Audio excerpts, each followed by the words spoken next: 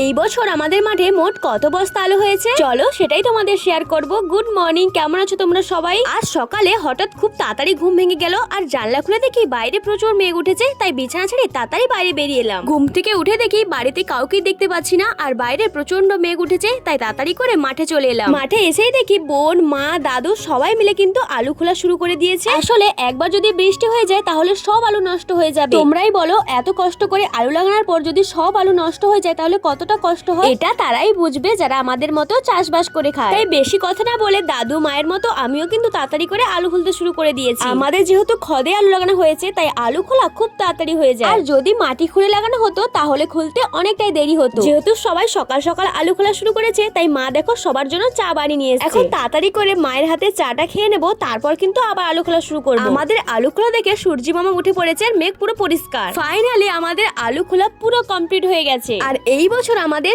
6 বস্তা আলু হয়েছে। লাগানো হয়েছিল 30 কিলো আর হয়েছে 6 বস্তা। আর তোমরাই বলো আমাদের আলু ভালো হয়েছে না খারাপ হয়েছে? যেহেতু আমাদের এখানে বৃষ্টি হয়নি তাই আলুগুলো কিন্তু খুব ভালো মতো খুলতে পেরেছি। আচ্ছা, তোমাদের ওখানে কি বৃষ্টি হয়েছে? কমেন্ট করে জানিও। আজকের মতো ভিডিও এখানেই শেষ করছি। কেমন লাগলো তোমাদের কমেন্টে জানিও। ভালো লাগলে একটা লাইক করে যেও। টাটা।